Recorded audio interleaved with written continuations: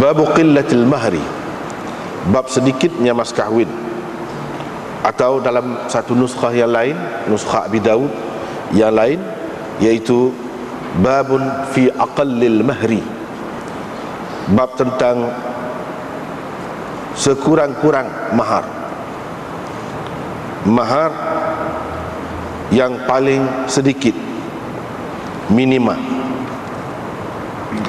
Imam Abu Daud dengan sanadnya meriwayatkan daripada Anas bahawa Rasulullah sallallahu alaihi wasallam pernah nampak Abdurrahman bin Auf dalam keadaan ada padanya kesan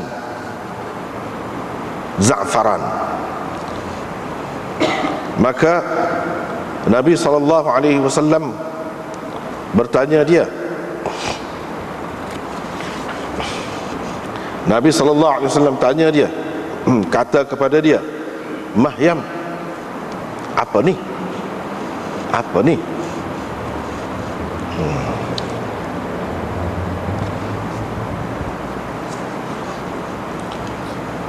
Katanya, wahai Rasulullah, saya telah berkahwin dengan seorang perempuan. Rasulullah sallallahu alaihi wasallam bertanya lagi, ma asdaqtaha, sebanyak mana mas kahwin engkau berikan kepadanya? Qala, jawab Abdurrahman, wazna nawatin min zahabin, seberat satu biji tamar, satu biji tamar emas. Dengan sanadnya Imam Abu Daud meriwayatkan daripada Jabir bin Abdullah bahawa Nabi SAW bersabda, sesiapa yang memberikan kepada seseorang perempuan sebagai mas kahwinnya sepenuh dua cedokan, dua ni cedokan, sepenuh dua tapak tangan, dua tapak tangan, sawiq, sesagun, atau tamar, berarti dia telah halal. Dia telah halal ataupun dia telah menghalalkan hubungan dengan perempuan itu. Kata Abu Daud, Abdurrahman bin Mahdi meriwayatkan daripada Salih bin Ruman, daripada Abi Zubair, daripada Jabir secara mauquf.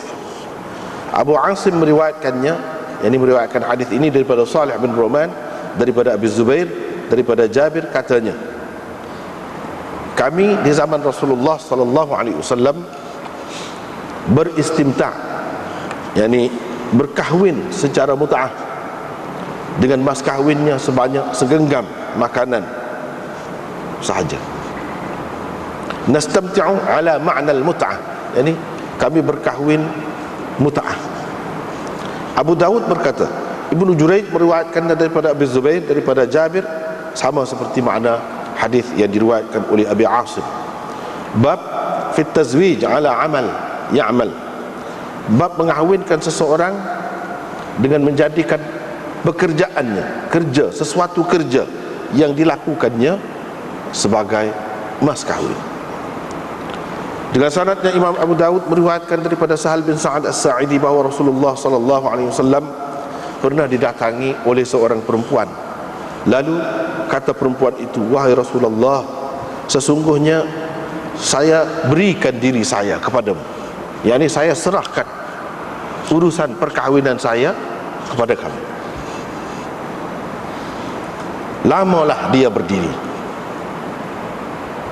Setelah lama berdiri, bangunlah seorang lelaki. Lantas dia berkata, wahai Rasulullah, kawinkanlah dia dengan saya kalau engkau tidak berhajat kepadanya. Kalau engkau tidak berhajat kepadanya, kawinlah saya dengan dia. Rasulullah sallallahu alaihi wasallam pun bertanya,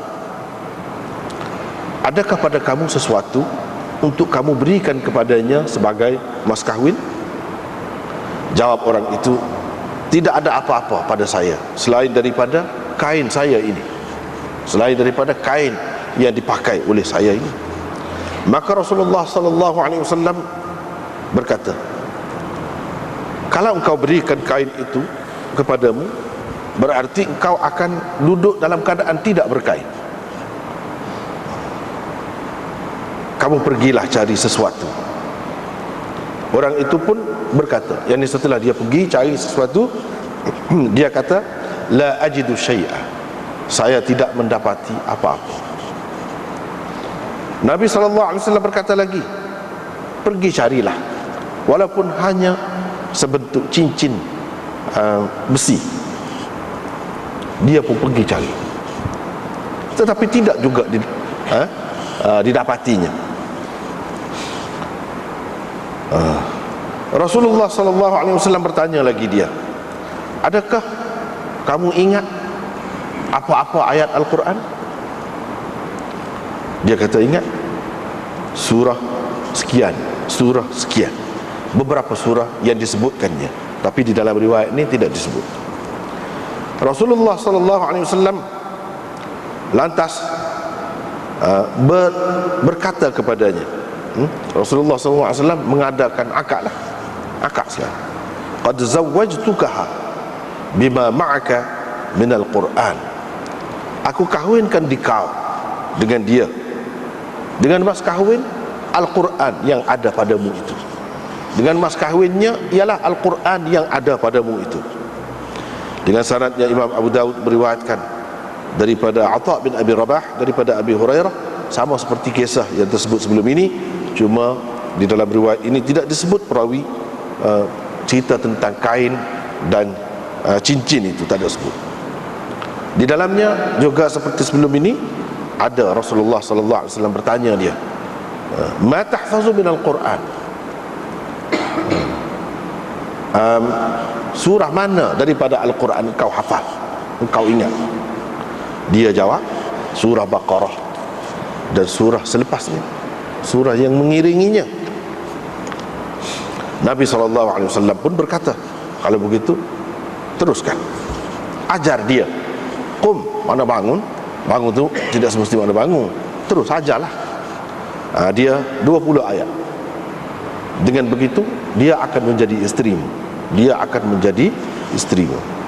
Dengan sanadnya Imam Abu Daud meriwayatkan daripada Makhul, sama seperti hadis Sahal bin Sa'ad hak mula-mula tadi. Hadis Sahal bin Sa'ad hak mula-mula tadi, iaitu perempuan itu kata, inni qad wahabtu nafsi lak. Itulah, itu maksud hadis Sahal, khabar Sahal itu. Katanya Makhul, kata siapa? Kata Muhammad bin Rashid lah, anak murid dia tu. Makhul selalu berkata, cara seperti ini tidak dibolehkan, tidak dibenarkan kepada sesiapa pun selepas Rasulullah sallallahu alaihi wasallam. Sekat tu dulu. Kita tengok semula.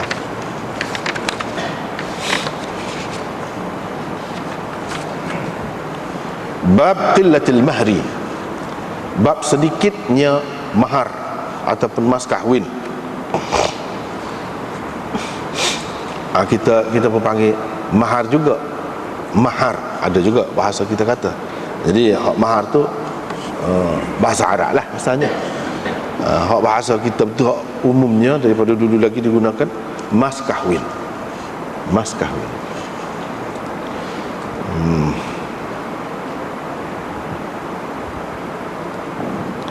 Ini sesuatu yang diberikan sebagai sesuatu yang wajib, rukun lah, untuk menghalalkan perhubungan lelaki dengan perempuan. Mas kahwin mesti kena ada, tak sebut pun mesti kena bagi. Tak sebut tak apa, boleh lagi, sah lagi akad tu, tapi mesti kena ada.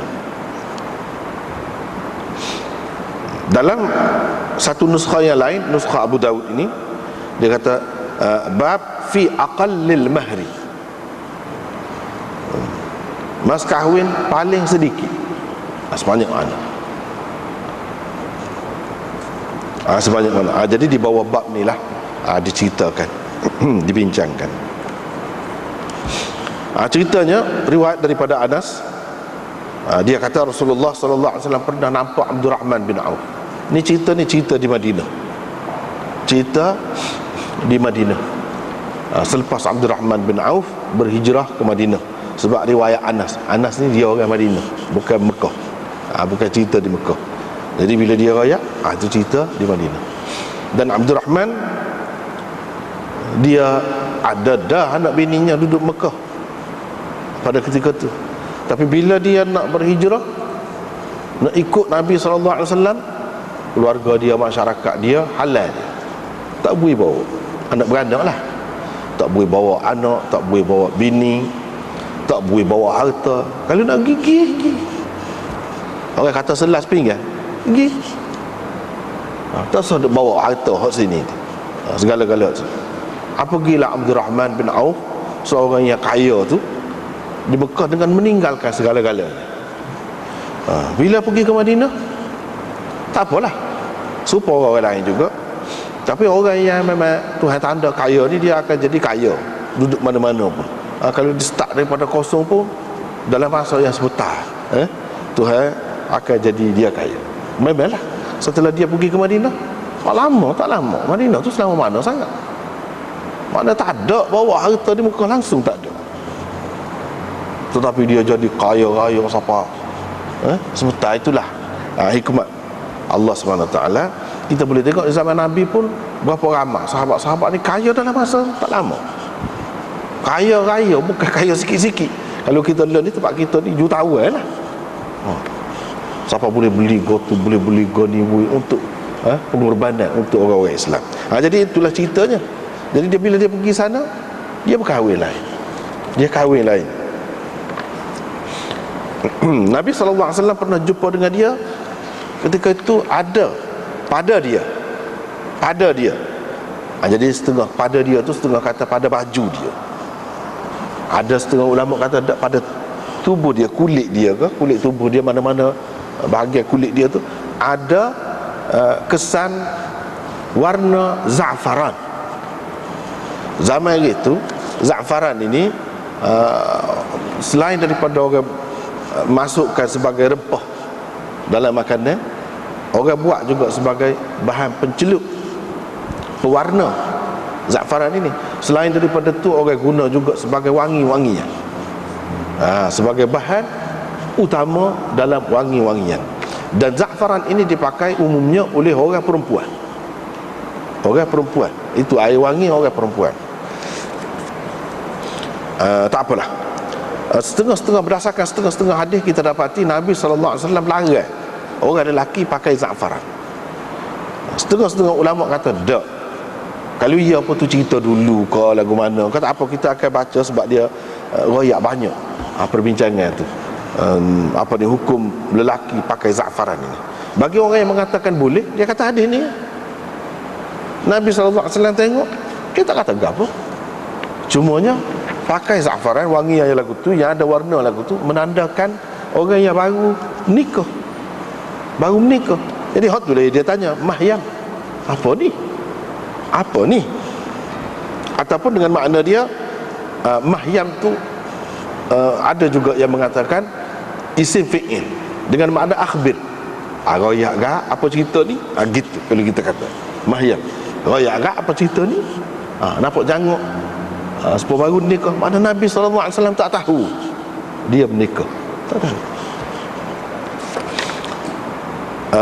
Dia pun kata, wahai Rasulullah, saya nikah dengan seorang perempuan di sini. Ini menunjukkan bahawa di zaman Nabi SAW memang sahabat-sahabat ni sayang kepada Nabi. Banyak perkara dia ikut Nabi, tetapi dia tidak terikat. Bukan sikit-sikit benda-benda sebesar nak menikah, dia tak tanya Nabi. Kalau kita tanyalah, kita kata dia tak nikah. Tidak kata ditentukan segala-galanya oleh Nabi SAW. Kamu menikah dengan ni. Tidak semuanya begitu. Bahkan dalam banyak keadaan Nabi SAW tak tahu pun macam cerita ni. Dia tidak kontrol. Bebas, bagi kebebasan. Dia tidak kontrol. Jadi dengan sebab itu, kalau ada mana-mana pihak yang cuba kontrol, itu tidak berapa tepat. Kalau sebagai minta pandangan, cadangan saja, itu lain. Itu memang boleh lah. Tapi kalau tentukan mesti, jadi mestilah, tak apa kena pun. Itu bukan cara Nabi SAW. Jadi dia tengok Abdul Rahman bin Auf lagu tu, lalu Nabi tanya, lepas tu dia kata, saya menikah dengan seorang perempuan Nabi SAW bertanya, sebanyak mana mas kahwin kamu bagi kepada dia? Sebanyak mana mas kahwin kamu bagi kepada dia? Dia pun kata, wazna nawatin min dhahab, iaitu seberat satu biji buah tamar emas. Jadi emas seberat satu biji buah tamar. Butir bukan sebiji sekali dengan isi itu, tak. Butir dia tu, seberat butir sebiji buah tamar.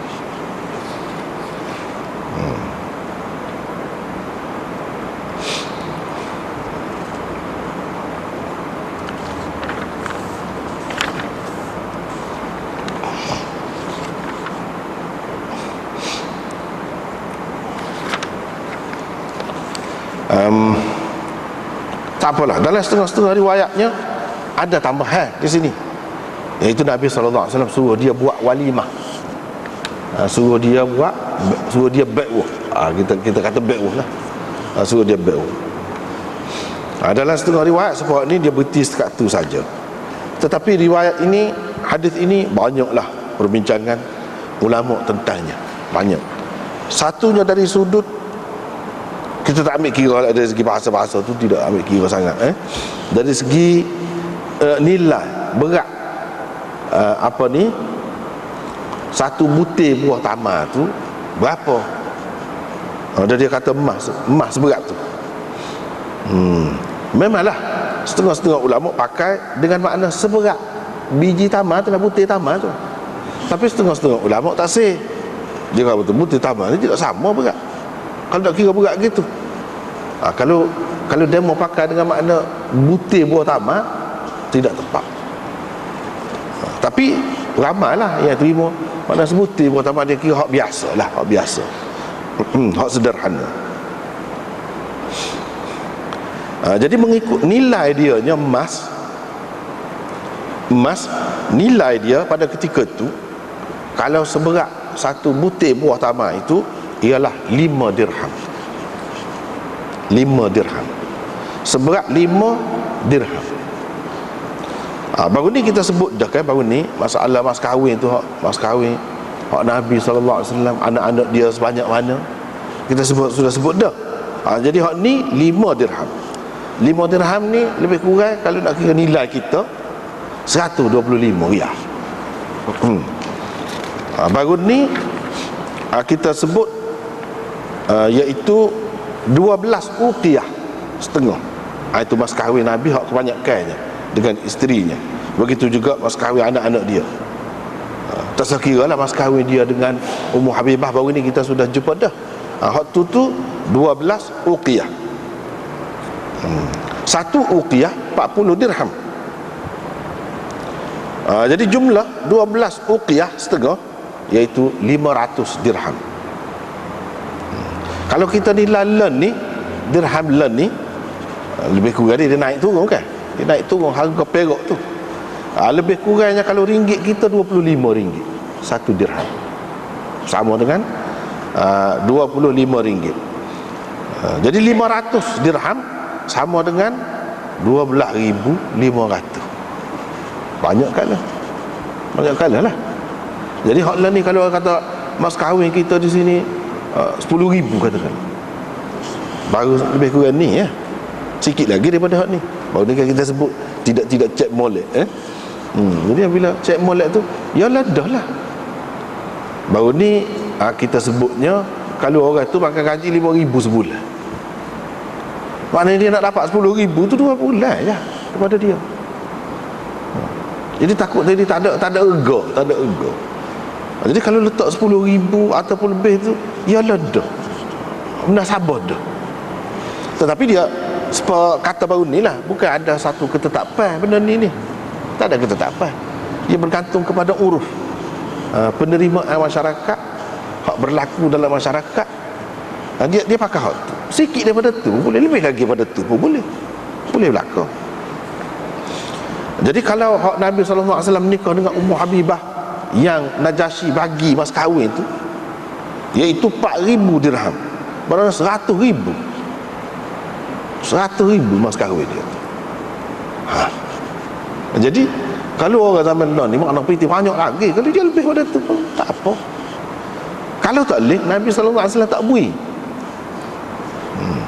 Sebab itulah dalam Quran dia sebut wa ataitum ihdahun naqintara fala ta'khudhu minhunna syai'ah. Kalau kamu sudah bagi mas kahwin dalam satu jumlah harta yang banyak, qintar itu bukan dinar, qintar banyak lah, beratus ribu lah, juta kah, itu maksud qintar. Tak boleh ambil sikit pun. Kalau kamu bercerai tak boleh ambil. Kecuali kalau bercerai tu tak ada bersetubuh lagi, fanisfu ma faradtum. Maka kalau dalam keadaan itu dia bagi mas kahwin, dia berhak ambil separuh daripada yang telah diberikan. Kalau dia sudah bersetubuh, tak ada berhak sikit pun. Itulah ketetapan Al-Quran. Ikutlah banyak mana pun, 20 riyal, 100 ke, ataupun sejuta ke. Kalau sudah akad, sudah terima lagu tu, tak boleh ambil. Kalau sudah bersetubuh. Itulah maksudnya. Tidur sekali tak kira. Kalau kita kata tidur sekali kan tak payah pula. Tak. Kata tidur sekali saja, tak, setubuh maksudnya. Itu syarat. Jadi itulah lebih kurang. Jadi hak ni 5 dirham. Sikit. Bahkan sikit daripada hak dia sendiri. Pun dia tak kata gapo juga. Dia tak kata gapo juga. Menunjukkan mas kahwin ni atas persetujuan bersama kedua-dua belah pihak. Itu je. Dia tak ada ketetapan. Walaupun ada setengah-setengah mazhab tu dia ada ketetapan paling kurang seperti kita akan bicarakan atas. Jangan ni nak ayat ni dulu. Setengah-setengah ulama kata dia adalah 1/4 1 dinar. 1/4 dinar. Tetapi kebanyakan ulama mengatakan nilai dia tu sama dengan 5 dirham. Sama dengan 5 dirham. Apa ia dimaksudkan di sini? Iaitu seberat satu butir buah tamar emas seberat tu. Nabi SAW pun, tapi dalam riwayat ni tak ada. Dalam setengah-setengah riwayat dia ada sebut Nabi SAW kata aulim walau bisyatin. Aulim walau bisyatin. Jadi ini pun satu perkara besar juga, iaitu masalah bai'ah, kenduri orang kata. Jadi hak ni pun hak kita duduk buat tu ada asasnya. Bukan masalah semaya saja je, panduan daripada Rasulullah sallallahu alaihi wasallam. Bahkan dalam masalah bai'ah, tanda kesukaan, kemeriahan dan sebagai suatu perisytiharan, pengumuman kepada orang ramai bahawa ini nikah. Jadi kalau semula mari kereta ke mari ataupun orang perempuan masuk dalam rumah hak tidak kenal, tidak gaduh nak kata lah, muka tahu dah ini memang bini dia, ni natu dia, gitu, itu tujuan. Tapi kalau senyap-senyap orang tak tahu, boleh jadi timbul fitnah, boleh jadi orang kata macam-macam, ataupun orang igak kau ikutlah, boleh jadi belaka. Jadi itu tujuan kenduri ataupun walimatul urus. Jadi Nabi suruh ni setara mana? Suruh kalau mengikut usul fiqh, asal dianya memberi makna wajib, mesti. Kecuali kalau ada dalil yang tidak memestikan. Ada dalil lain yang tidak memestikan, maka dia jadi turunlah taraf dia tu daripada wajib kepada sunat, atau molek digalakkan gitu saja. Boleh dikatakan kebanyakan ulama mengatakan sunat. Bai'ah ni bila menikah ataupun kenduri ataupun walimatul urus ni kebanyakannya ialah mengatakan sunat. Tetapi ada juga ulama, satu-satu pendapat dalam mazhab Syafi'i, dalam mazhab Malik, dalam mazhab Ahmad, satu-satu pendapat ada juga yang mengatakan wajib. Walau bagaimanapun ia dipakai dalam mazhab semua tu boleh dikatakan sunat. Itu yang paling tingginya sunat. Kalau tak buat pun tak berdosa. Kalau kata wajib tak buat dosa, tak buat dosa. Jadi bagi orang yang kata sunat tu apa? Dia kata sebab Nabi SAW kata aulim walau bisyatin, kamu buat walimah lah walaupun dengan menyembelih seekor biri-biri atau kambing. Jadi melebih atau kambing itu suatu yang wajib kah? Kita tengok berdasarkan hadis-hadis banyak Nabi baik wah tak ada sebelah kau apa pun makan gitu je, koleh gitu je. Ada juga. Kalau lah wajib bermakna setiap orang yang nak menikah dia kena melih kambing atau biri. Ini menunjukkan baik wah tu sendiri tidak wajib sebab benda yang disebutkan itu tidak wajib. Mana kalau wajib kambing biri sajalah. Lembu tak boleh, unta tak boleh, kerbau tak boleh, ayam tak boleh misalnya. Dia jadi gitu. Siapa kata gitu? Tak ada orang kata gitu. Bila tak ada orang kata gitu, ini menunjukkan perintah ini bukan sebagai wajib tapi sebagai sunat. Sebagai sunat. Mana hak sederhana lah. Tengok orang kata, kalau kita kata ayam sikit sangat kalau ayam seekor. Kalau kita kata lembu, besarkan lah tu, mahal juga. Kambing, dia sebut sederhana. Mana kira-kira tidak jadi keberatan kepada sesiapa pun. Naknya nak buih ada. Itu yang dia sebut kambing itu. Bukan bermakna hak lain tak boleh. Kalau wajib, mana tentu hak tu. Sedangkan tak ada siapa kata pun tentu dengan kambing atau biri. Jadi perintah ini memberi makna sunat sahaja. Hak sunat, hak moleknya sekurang-kurangnya kambing. Makna tidak terlalu sedikit orang itu. Jemputan itu, hak kita jemput tu tidak terlalu sedikit. Jadi berkenaan dengan lau di sini, lau tu memberi makna ke dia? Nak royak makna sikit ke nak royak makna banyak? Ada dua pendapat pula. Aulim walau bisyatin, ada yang kata litaqlil. Itu kebanyakan pegangnya litaqlil tu walaupun paling tidak pun seekor lah, seekor kambing. Itu maksud. Walaupun seekor biri, dengan mengorbankan seekor biri-biri atau kambing. Itu paling tidak. Hak bawah pada tu tak salah. Skala pemakai sama dah haya tu nak hari. Paling tidak. Hak alah ke banyak tak ada had. Ikutlah seekor lembu ke dua ekor lembu ke, nak kubah ke nak gapo ke ikut.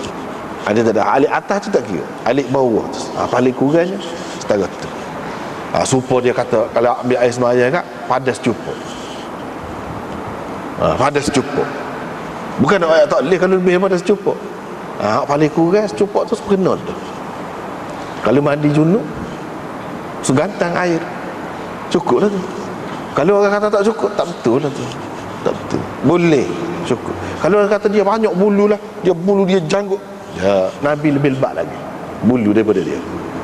Nabi cukup. Dia nak bayar hak paling kurang, hak banyak tak apa. Mandi dalam sungai, dalam laut tak apa. Air tu hak banyak, dia bayar hak kurang, hak paling kurang lagu tu lah.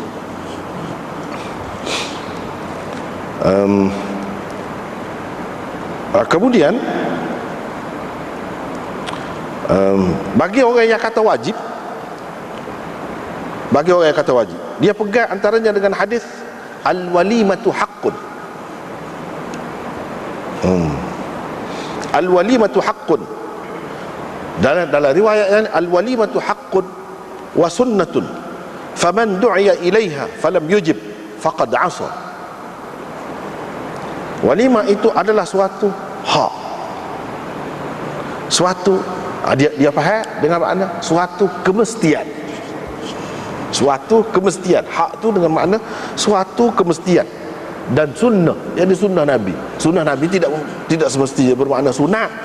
Sunnah Nabi semaya itu pun sunnah Nabi juga. Semaya 5 waktu tu wajib. Dia kira sunnah Nabi. Memang buat bai'wah lagu ni. Sesiapa yang dijemput untuk bai'wah ni dan dia tidak menyahut, mana dia tak pergi atau dia tidak terima, faqad 'asa, derhakalah dia.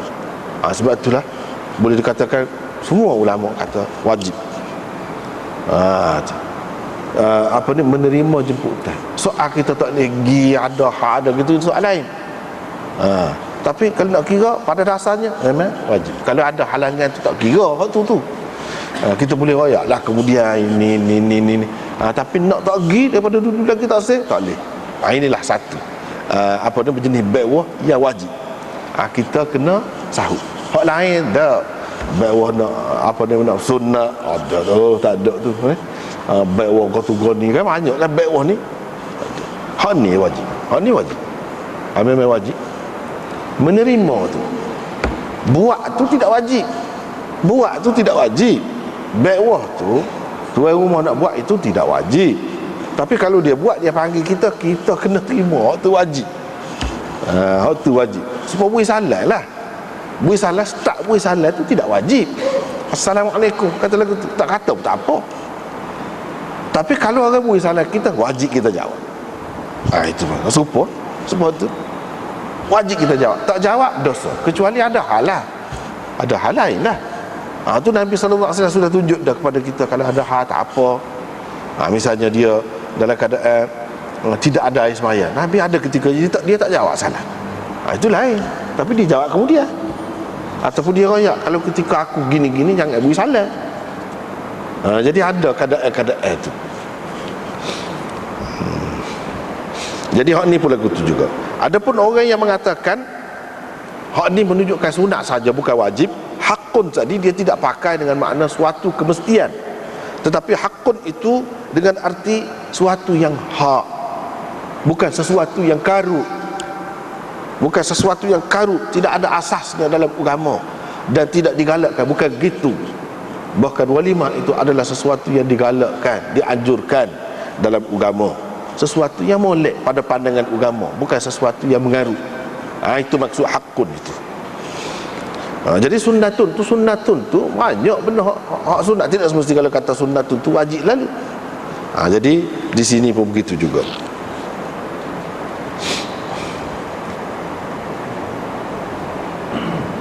Jadi masalah jamu bai'wah ke apa ni, apa ni muka surat 120 ni dia ada sebut. Ibnu Ruslan sebut kalau bahasa Arab ni dia banyak benar. Kalau jamu gani dia panggil gini, jamu gani panggil gini. Jamu ni dia tidak serupa. Macam akikah ke apa tu, ngekah. Akikah jamu juga. Ini jamu juga. Naqiqah. Naqiqah. Kita tak biasa dengar. Naqiqah tu ketika balik daripada perjalanan mana-mana, balik buat jamu. Itu naqiqah orang panggil. Bukan akikah. Akikah tu kalau boleh anak tu hari yang ke-7 tu. Wadhimah ada juga jamu ketika ditimpa musibah. Ditimpa musibah, wadhimah ya. Misalnya kematian kau buat jamu, wadhimah tu orang panggil. Lepas tu molek ke buat? Tidak ada cara ke molek buat ke tidak molek buat. Sini orang panggil tu. Hak zaman jahiliah pun dia ada nama dia juga. Pun kita lah bahasa Melayu dia panggil ke dia. Bai'wah tu. Kalau bulan puasa tu lepas tarawih tu orang panggil moreh. Dia kan moreh tu jamu lepas tu jamu-jamu lain tak tahu dah. Gapo dia nama-nama khusus dia tu. Tapi bahasa Arab ni tengok banyak gini semua. Jamu ketika ni gini nama dia, jamu ketika ni gini dia nama dia. Tapi kebanyakan yang kita bahasa kita tak guna lah. Kita tahunya beberapa perkara lah, macam walimatul urus, akikah tu je lah kita tahu je.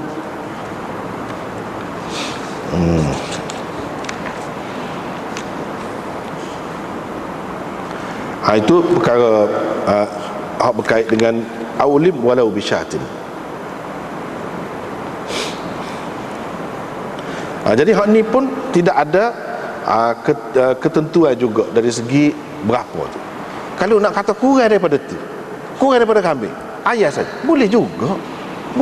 Bukan ketentuan, cuma kalau boleh tak sekurang-kurangnya kambing.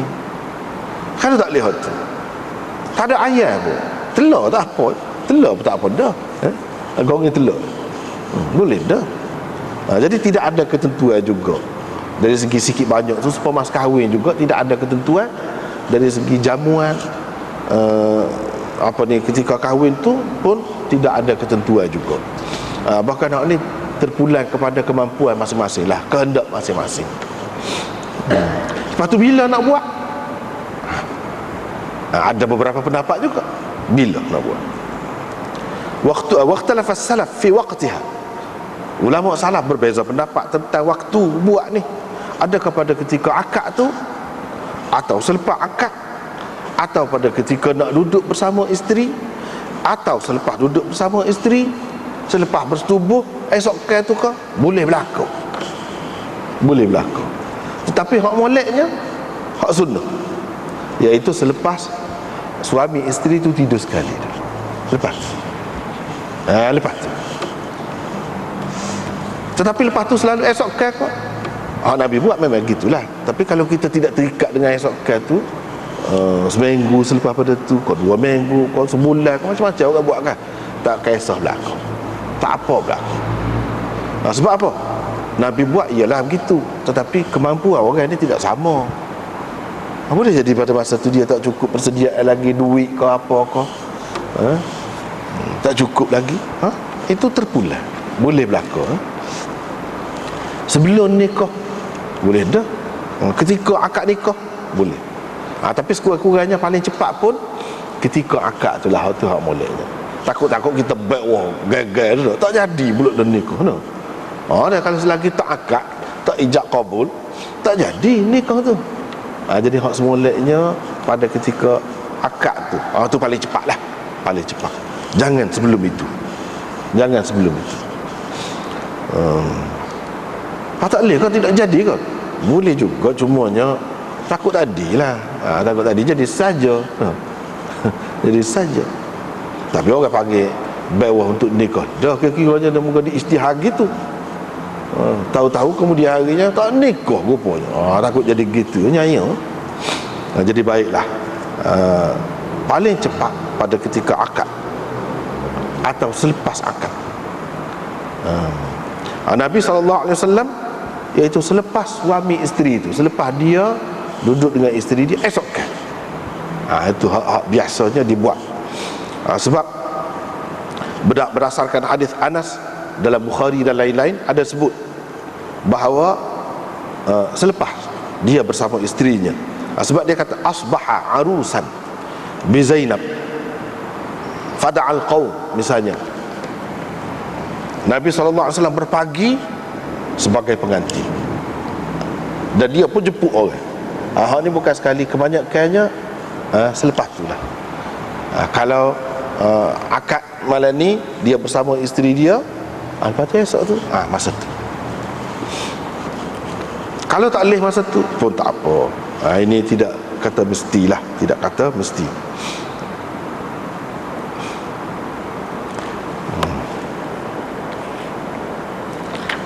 Lepas tu cerita tentang pakai za'faran ni kepada lelaki ni setara mana, dan apa maksud dia sebenarnya. Apa maksud sebenarnya?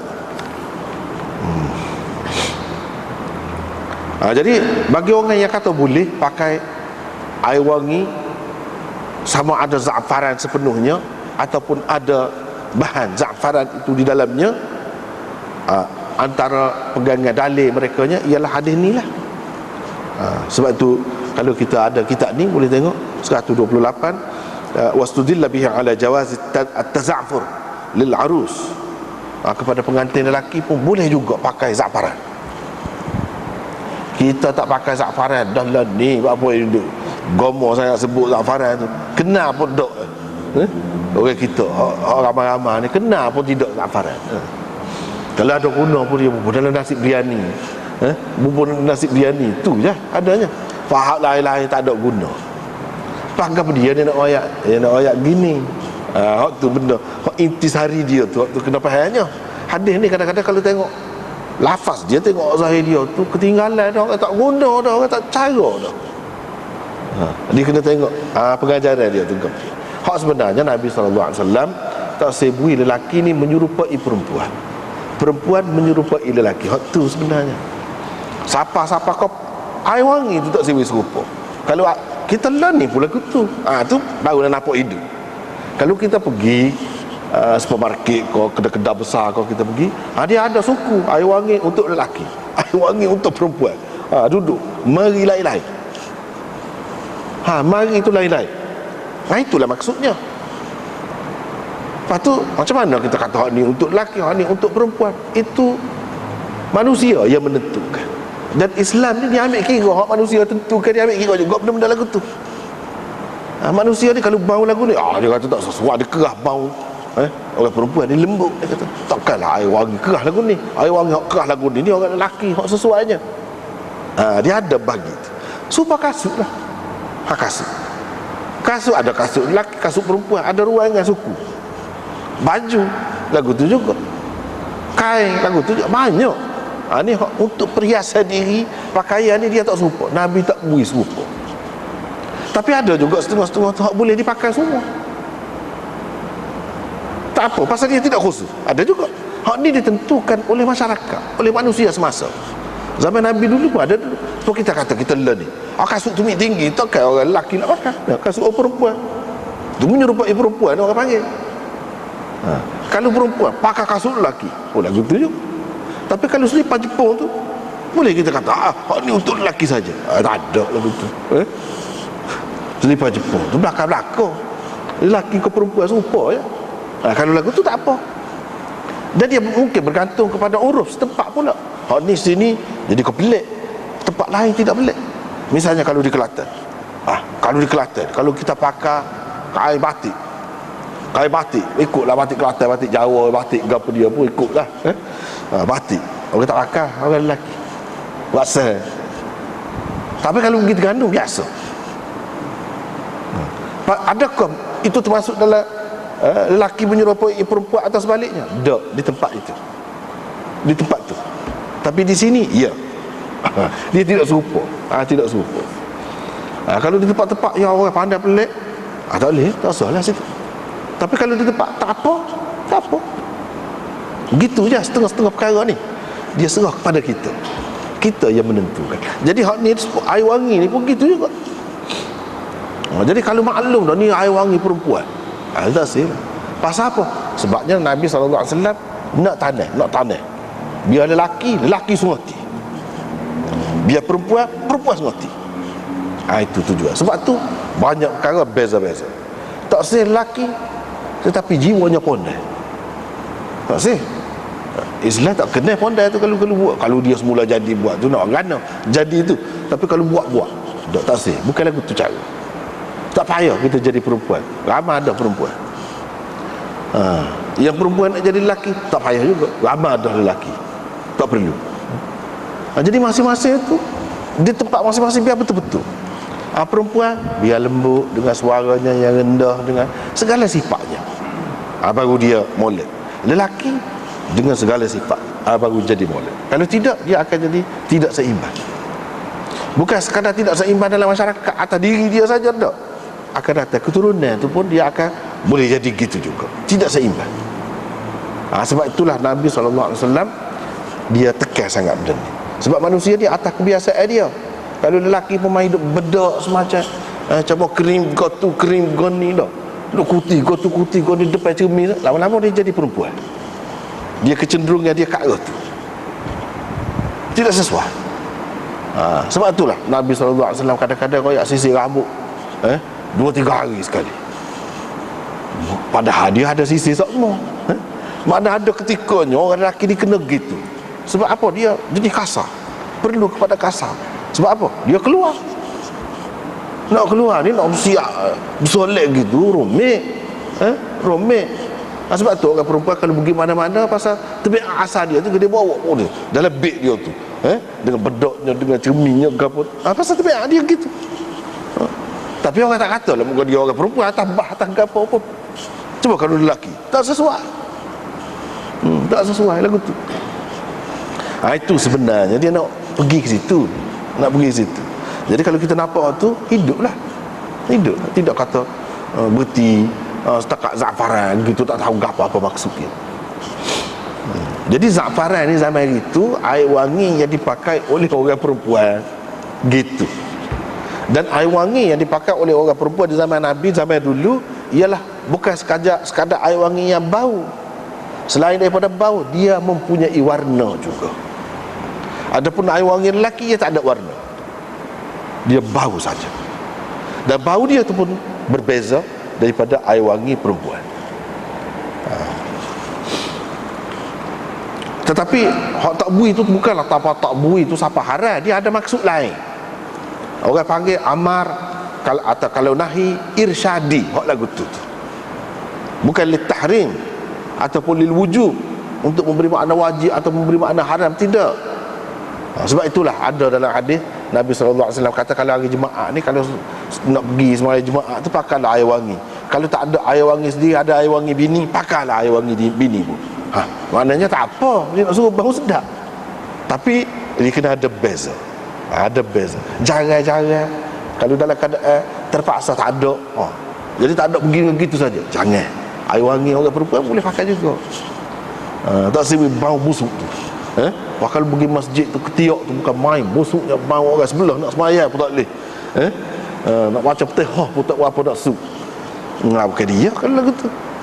Sebab tu mana lebih besar? Hak lebih besar jaga orang ramai tu.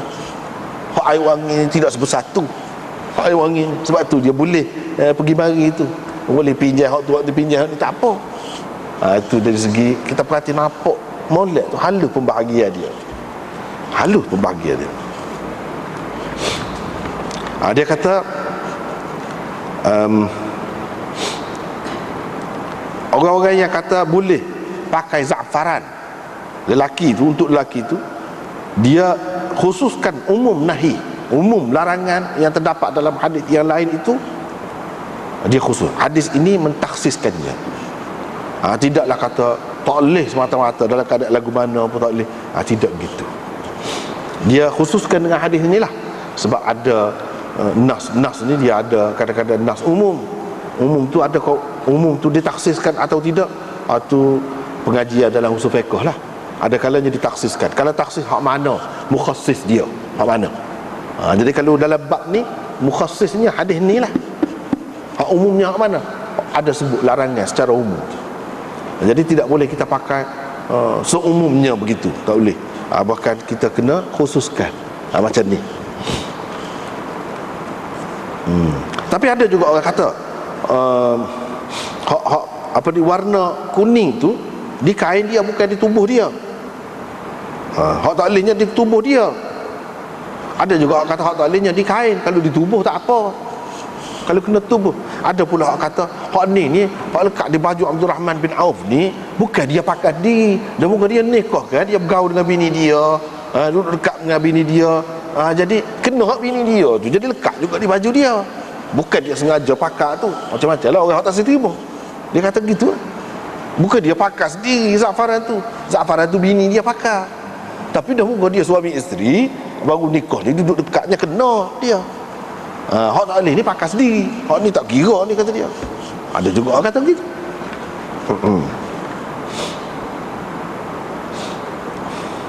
Ada juga yang mengatakan hak ni hak Abdul Rahman bin Auf pakai ni sebelum ada larangan. Hak larangan tu dia kata, hak larangan tu memansuhkan hak ni. Hak ni cerita dulu ketika dibenarkan pakai lagu ni, lelaki perempuan tak ada beza, tak apa. Mari hak larangan tu kemudian. Tapi bagi orang yang tak setuju, dia kata, ya dia mau kata larangan tu kemudian, dia mau tahu mana pula. Dia kata kita tahu lah Abdul Rahman bin Auf ni, hak dia nikah ni ketika mula-mula siapa di Madinah. Itulah permulaan. Lepas tu kalau kita tengok hadis-hadis orang yang meriwayatkan larangan itu, orang-orang yang Islamnya kemudian, menunjukkan hak larang itu kemudian. Masa itu cerita orang alim lah, orang alim dia bahas lah. Masing-masing orang alim, mujtahid tu, dia nak tarjih hak mana pendapat, itu kerja dia dah hak tu. Tapi kalau hak mudahnya, tapi tak boleh hak mudah gitulah, masing-masing pendapat. Hak tafsir tu kat tafsir. Hak mudah pun kita kata tadi Abdul Rahman bin Auf ada di baju dia, Nabi tak kata engkau apa, tak apalah. Tapi hak ni kata tu hak dulu, mula susah. Sebab tu kadang-kadang main orang pandai ni payah. Kita kata gini, dia kata gini, kita kata gini, dia kata gini, lambat tu. Kalau orang biasa ni agak penggasar. Tapi penggasar tu bahaya juga. Lama-lama orang yang lain, dia kata salah.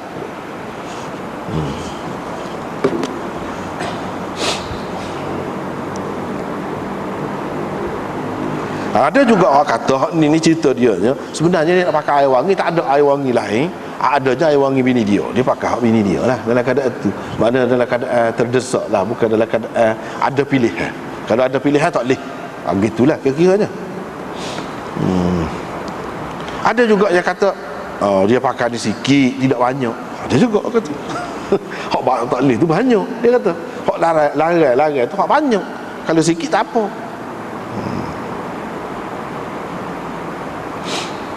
Lepas tu ada juga orang kata hak larai tu kalau za'faran dan lain-lain. Jadi hak ni hak ni jelaslah za'faran sebut dah. Jadi hak tu hak khilafnya. Ada juga yang mengatakan orang lelaki pakai za'faran sebagai wangi-wangian dia tu bukan hak dilarang tu, bukan larang tu untuk haram, menyatakan haram, tapi untuk menyatakan tidak sesuai. Nabi SAW ni dia ajar belaka, bukan ajar haram halal saja, dia ajar adab. Misalnya kalau nak kecil, dia ajar boleh duduk, bukan boleh caca tak boleh.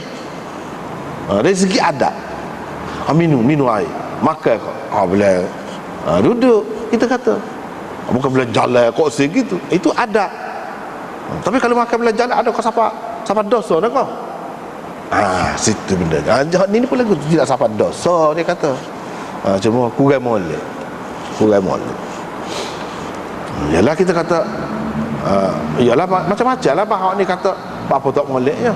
Yalah kurang kenyang lah, tidak boleh menghayati makan tu, cuba duduk cokoh. Makan sepenuh hati. Makan puas hati, ni makan boleh jalan tak puas hati. Nabi SAW ajar tu, makan pun biar kita ni puas hati, tidur pun biar puas hati, buat gapo-gapo biar puas hati. Jadi dia larang kerana tu je, bukan kerana nak bayar haram. Buktinya sahabat-sahabat dia seramai mana minum boleh caca minum boleh caca, tak ada satu. Jadi daripada situlah kita tahu hak dia larang tu bukan memberi makna haram, memberi makna mengajar adab saja. Daripada itulah kita tengok lain-lain kata. Jangan tengok atas so gitu. Kalau tengok atas so gitu memanglah.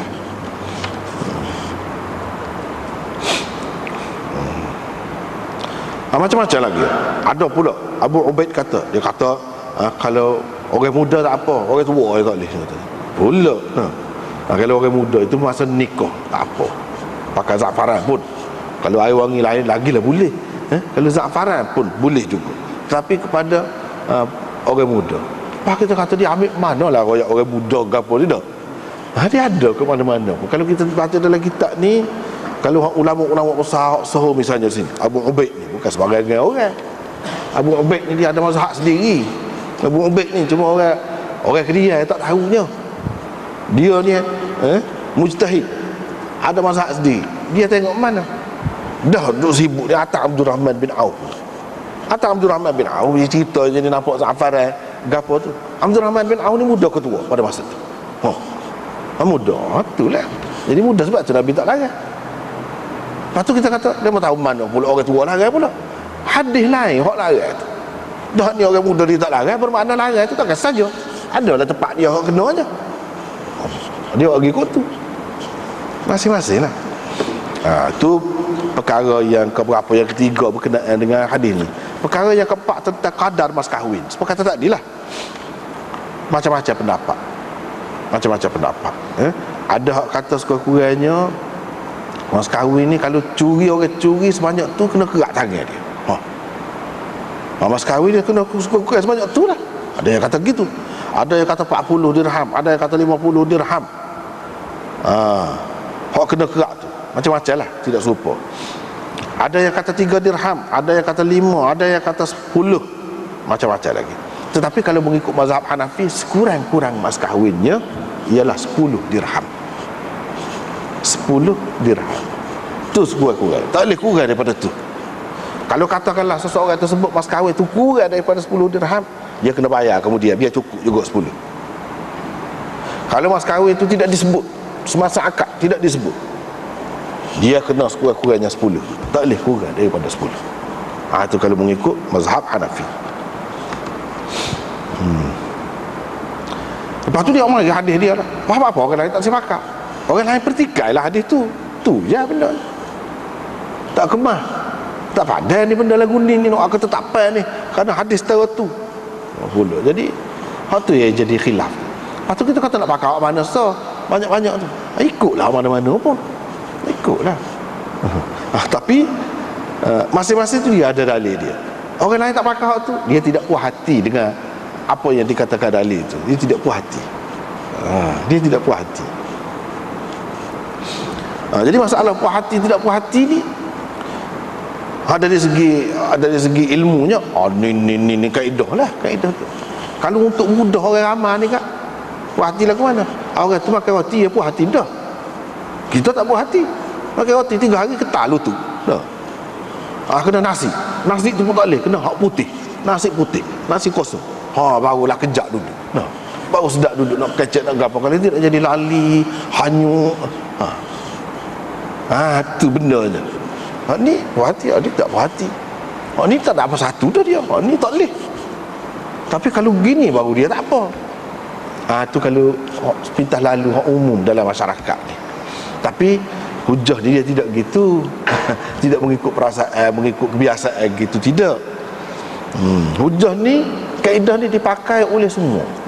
Ini masalah tarjih, pilihan orang. Masalah pilihan orang, pilihan seseorang mujtahid itu. Kaedah ni kali ni orang ni pakai, pada kali yang lain orang pakai kaedah tu, orang lain pula pakai. Orang pakai saat ni dia tak pakai pula situ. Dia berlaku benda macam tu dalam bab ni. Sebab apa? Dia marilah hadis tu dipertikai. Kita tak usah baca lah hak dipertikai kata. Kita baca hak dalil dia, hak kebah. Dia kata apa? Dalam Quran kata, "Wa man lam yastati' minkum tawlan an yankihal muhsanat." Sesiapa yang tidak mampu untuk memberi mas kahwin, untuk berkahwin dengan orang-orang yang merdeka, dia boleh menikah dengan hamba. Jadi boleh menikah dengan hamba ni setelah tidak mampu. Kalaulah sikit buat apa tidak mampu, 10 sen tak mampu. Seria. Berat setara mana sangat kat seria. Tak mampu, tak pernah sabar tu. Tak mampu, dia ada satu kadar yang agak tinggi juga. Kau tu dia lagi. Jadi nak menikah dengan orang merdeka ni, dia kena ada taul. Kemampuan yang lebih dari segi harta tu, dari segi keuangan itu. Sebab kalau seria, sama dia tak mampu kalau berseria. Baru boleh menikah dengan hamba ni kalau tidak mampu. Kalau mampu, bermakna ada kemampuan tu, nikah dengan orang merdeka. Mana orang merdeka memerlukan mas kahwin yang lebih tinggi, ada kadar dia. Jadi kadar dia Allah tidak sebut dalam Quran, tapi ada hadis. Dia kata hadis tu menjadi sokongan.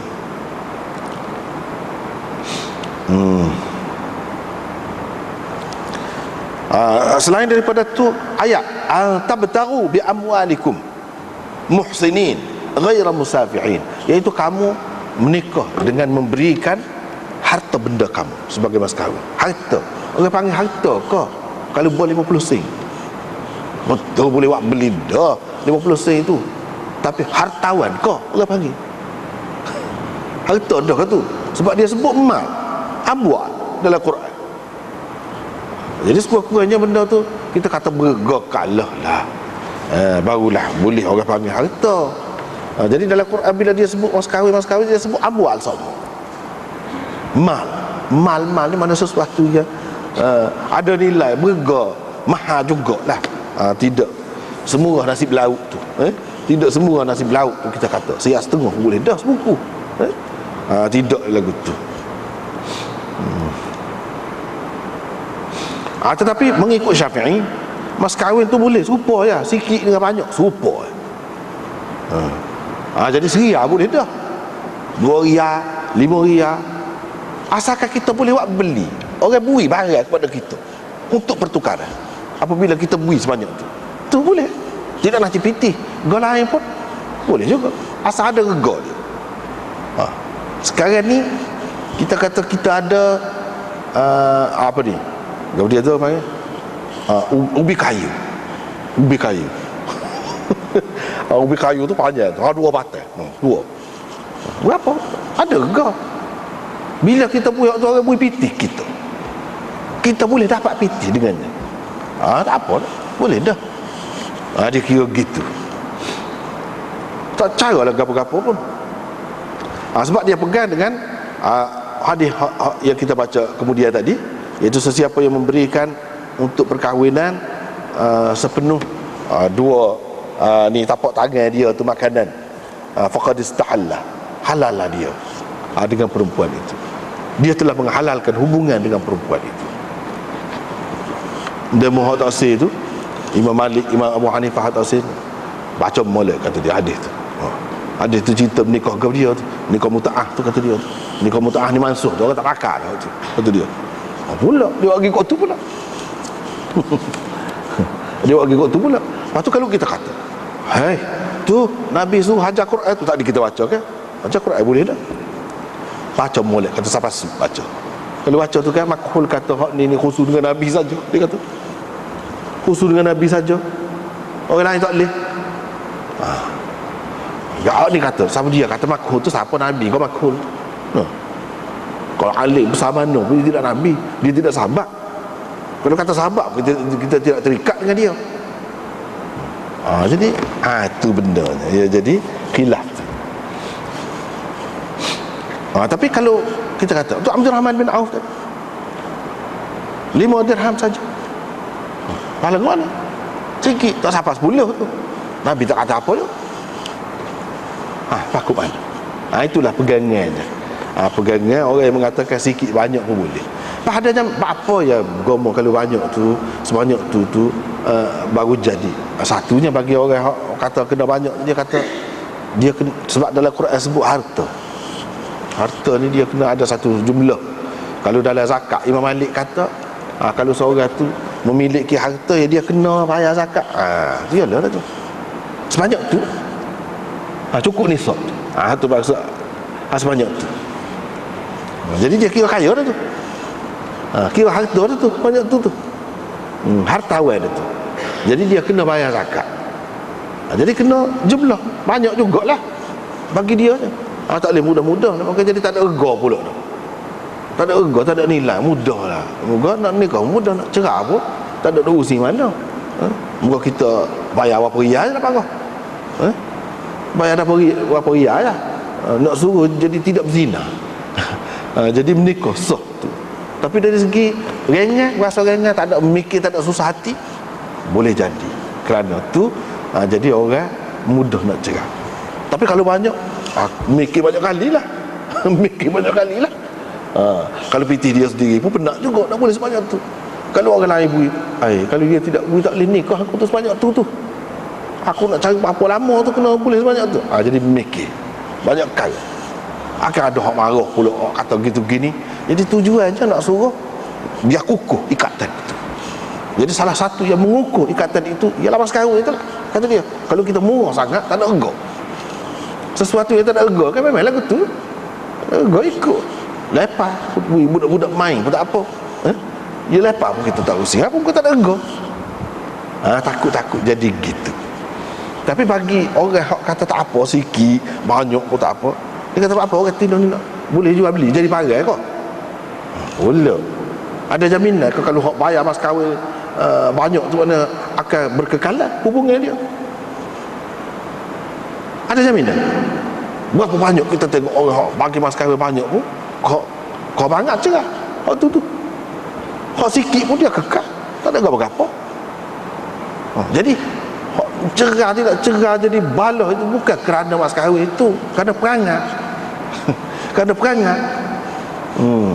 Jadi orang ni nak kata apa kita lah ni dia kata sebab apa jadi aksiden banyak jalan penuh, dia kata jalan tak boleh. Dia kata sebab tak apa-apa tak cukup dah apa pergi jalan dah perangai demo tu sebenar kan pendapat tak serupa tu. Sebabnya kalau molek pun berlaku juga. Selain daripada tu tak ada apa-apa molek, takdir Tuhan. Tu ya lah boleh berlaku juga. Jadi takdir ni mas kahwin banyak kau, mas kahwin sikit sepatutnya aja. Tu tidak nyabit dengan hak tu. Tidak nyabit dengan hak tu.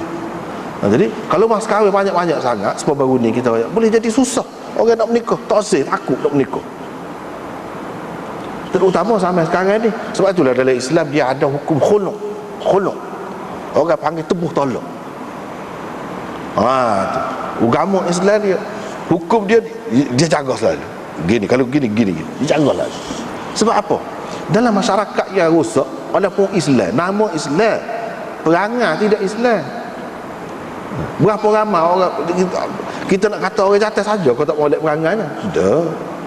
Orang perempuan pun tak mudah juga lah ni.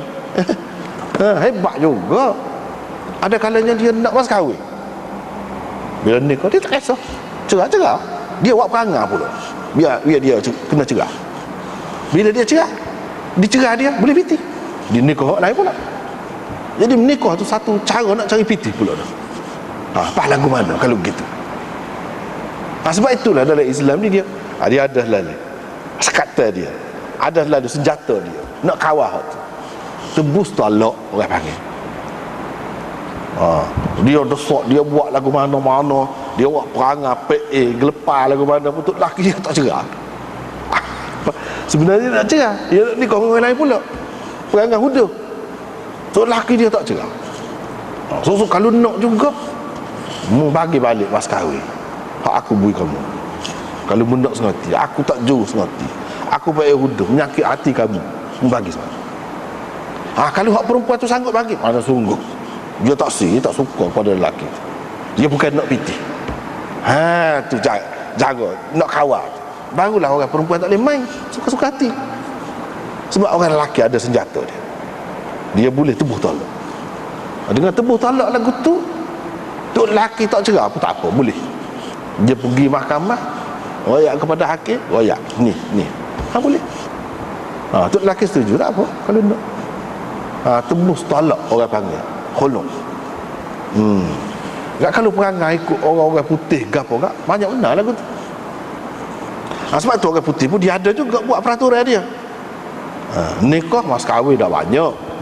Lepas tu kalau cerai, si suami ni pula kena bayar. Jadi orang jantan ni, orang lelaki tak sin nikah. Sebab apa? Takut.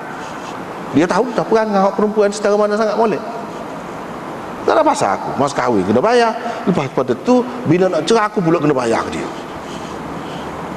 Jadi tekanan terhadap lelaki sama.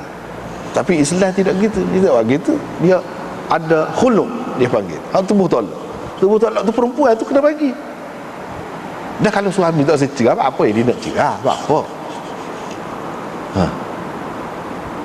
Dia boleh piti dah. Takut dia nak piti. Jadi kalau dia sanggup bagi balik atau bagi separuh ke atau persetujuan lah tu. Menunjukkan memang dia berasa tidak sesuai, tak boleh duduk dengan suami dia tu. Walaupun semua orang kata molek pun dia tak sesuai dengan dia, biarlah. Tapi kita boleh kata dia tidak nak piti. Dia tidak nak piti. Dia nak putus hubungan, tak apa. Tidaklah jatuh nyaya kepada lelaki ni. Kalau tidak jadi nyaya dah. Sebab tu orang pakat tak sini nikah tu negeri barat. Nak tera dulu nak nikah. Sebelum nikah suami isteri tu ada 3 orang dah. Tera agak apa lagu tu dah. 3 orang. Tu cara dia yang tidak ada panduan lagu tu. Lepas tu kalau nampak sesuai, nampak apa baru tak apa. Barulah rasmi nikah. Itu cara orang barat lagi. Jadi gitulah kesimpulannya. Sebenarnya tidak ada ketentuan. Jadi siapa menyusah, lepas tu atas nama Islam pula jadi buruk nama Islam, itu tak kena. Lari dah tu. Lari daripada maksud sebenarnya. Misalnya setengah-setengah negeri Arab tu siapa orang tak sini nikah. Sebab apa? Nak nikah ni kena sedia dulu rumah. Rumah pula bukan main-main. Kena sedia pula sebuah kereta kenderaan. Kena sedia pula khadam. Kena sedia pula tukang masak gitu gini. Atas suami lah kau. Lepas bukan semua orang bernasib baik, ada duit banyak. Lepas lagu mana dia nak nikah? Ia jadi maksudnya bukan lelaki tu saja susah nak nikah, perempuan tu pun jadi andar tu. Jadi anak darah tua juga susah juga. Hak moleknya sederhana lah. Ambil jalan tengah. Sederhana. Kalau nampak nak jadi tak molek, break. Pergi kepada hak. Pasal kita ada panduan, senang. Tapi kalau nampak tak ada rega sangat, tak boleh juga. Jadi kita kena tengok falsafah di sebalik mas kahwin tu gap. Kadang-kadang orang tak faham. Mas kahwin Mana bui pitik, bui kepada bini, bui. Orang kita ambil ayah dia ambil tu buat rumah, baik ke rumah, buat baik wah, macam-macam. Anak tak boleh ke satu. Oh, nyainya tak boleh. Itu bukan gitu mas kahwin. Mas kahwin boleh ke dia sepenuhnya lah. Kalau dia nak beri kaya dia tu tak apalah. Kalau dia tak sibuk itu hak dia. Bukan wajib atas ayah tu nak bayar wah kau, nak bayar ke rumah kau. Bukan wajib. Jadi kalau siapa ambil hak tu, siapa tak ada langsung tinggal 100. No. Nyainya tu. Jadi falsafah mas kahwin tu asalnya, salah satunya ialah nak mengajar kepada suami ni apabila balik pergi cari rezeki balik untuk mengurus keluarga ni, anak-anak di rumah ni. Bini nak beli ikan dengan gapo. Kalau kita tak ada bulan-bulan misalnya, kalau tak ada pitih, itu maksudnya serah pitih ke dia, amanah kepada dia, kita harap, kita percaya kepada dia. Itu antaranya. Ni tak ada juga orang tak bui langsung ke bini, susah. Tak bui langsung, dia terlupa tu. Mas kahwin dia bui dulu. Bui tu siapa dia? Siapa? Bini. Siapa dia tu? Bini. Jadi hak seterusnya nak ajar gitulah. Jangan kontrol sangat. Sebab itulah bila Hindun Mak Muawiyah tu mengadu hal kepada Nabi, Abu Sufyan dia kedekuk kata dia. Kedekuk. Jadi boleh kalau saya ambil senyap-senyap tanpa pengetahuan dia, ambil untuk nak belanja gitu. Boleh Nabi kata. Sebab memang hak dia. Sepatutnya suami tu padu dulu lagi bui. Ni untuk belanja dapur. Ni serah ke dia, biar dia urus. Barulah tak payah ni guna telefon sibuk. Tak save bui pitik tangan bini tu. Duduk jauh pun tak boleh. Balik kena bui. Dia sendiri bui. Tak boleh serah ke bini dulu. Tak kena tu. Dengan cara begitu jadi tak ada mesra. Hubungan keluarga tak ada mesra. Percaya mempercayai itu tak ada. Tak harap, tak percaya kepada bini. Kecuali lah kalau bini itu memang dungu. Kalau dungu tak apalah. Ini tidak dungu. Orang cerdik molek. Kita tak percaya juga ke dia. Tak boleh lah gitu. Jadi semua tu dia ada, di sebalik hukum tu dia ada falsafah dia. Bukan gitu macam permainan gitu saja, tidak. Pengajaran tu banyak di sebaliknya. Tak apalah. Ada seterusnya riwayat daripada Jabir bin Abdullah bahawa Nabi SAW bersabda, sesiapa yang memberi mas kahwin kepada seseorang perempuan sepenuh 2 tapak tangannya berupa sawit sesagun. Sawit tu sagung kita kata. Kalau kita sini sagung. Tahu kau sagung? Ada kadang-kadang kedai ni dia buat panjang gitu, sepuluh kaca putih ni. Panjang gitu, kelosong dia tu kan. Lepas tu dalam tu dia bubuh. Apa dia? Inilah nyo, bubuh dia capu-capu dalam tu. Jadi budak-budak makan dia jetik gitu. Tu sagungnya. Kalau kita negeri Arab, dia tak ada sagung lagu tu, dia tak ada nyo. Tapi benda lagu tu lah. Dia daripada bahan susu, daripada bahan gitu pula. Buah tamar. Buah tamar dia tu nyo kita lah. Buah tamar dia tu. Dia bercampur-campur jadi lumak gitu. Dia jadi kalau lo ni hak paling tepatnya itulah sebelum pada ni pun ayat dah juga. Kalau macam holik tu. Holik tu kan dia ada serbuk dia tu. Serbuk dia tu macam-macam, gandum, barley, macam-macam dicampur dalam tu. Lepas tu dia hancurkan. Bila kita nak buat, kita kucah, bubur dalam air, bubur dalam cawan, bubur air panas kucah. Begitulah juga dengan sawit ni. Kadang-kadang orang makan gitu saja makan. Ada kalanya dia bubur dalam bekas, dalam cawan ke, lepas tu dia bubur air, kucah-kucah gitu. Jadi sedap ini. Itu sawit. Ataupun tamar, berarti dia telah menghalalkan hubungan yang haram antara dia dengan seseorang perempuan. Jadi halal. Jadi ini mas kahwin dia terlalu sedikit. Tapi orang-orang yang tak sepakat hak ni satunya dari segi sanad, Imam Abu Daud sendiri komen, Abdul Rahman bin Mahdi meriwayatkan daripada Salih bin Ruman, daripada Abi Zubair, daripada Jabir, berhenti setakat Jabir. Ini kata-kata Jabir, bukan kata-kata Nabi. Tapi hak ni, hak tadi kata-kata Nabi, mana marfu'. Situ tak serupa. Hak tadi mana riwayat Musa bin Muslim bin Ruman, mana menampakkan ini hadis marfu', kata-kata Nabi. Sesiapa yang bagi mas kahwin sebanyak ini, tadi itu kata-kata Nabi. Sedangkan riwayat Ibnu Mahdi, Abdurrahman bin Mahdi, itu bukan kata-kata Nabi, kata-kata Jabir. Yang keduanya, hak sebetulnya bukan Musa bin Muslim bin Ruman. Hak sebetulnya ialah Salih bin Ruman. Maknanya perawi ni tak ingat, sanak tak ingat. Sanak tak ingat ni kita tak boleh harap mana hadis dia tu. Hak Jabir kata, dia kata Nabi kata. Lepas tu kita tak ingat ni perawi ni. Bukan Musa bin Muslim bin Ruman, Salih bin Ruman. Wah, kita kata takut betul alik dia tu. Tak betul alik Abdurrahman bin Mahdi. Siapa dia Abdurrahman bin Mahdi ni, siapa?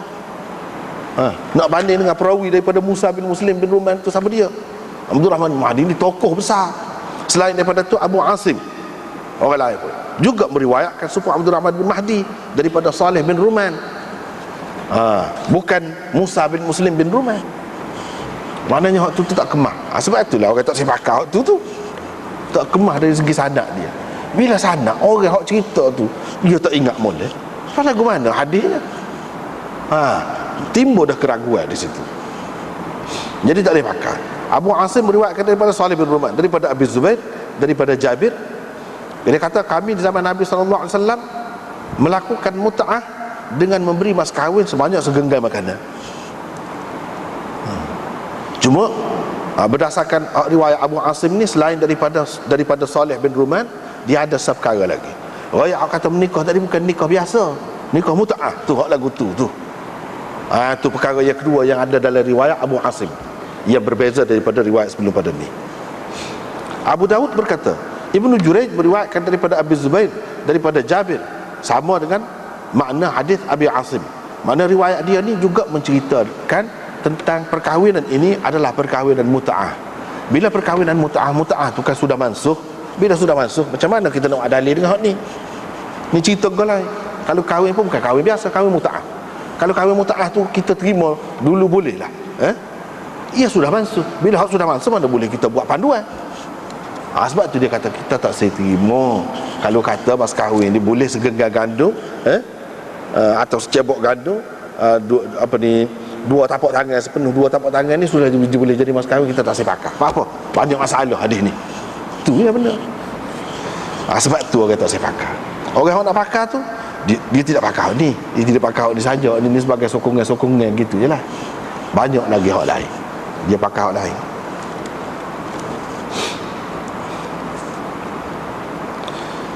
Babun fit tazwij ala amalin ya'mal.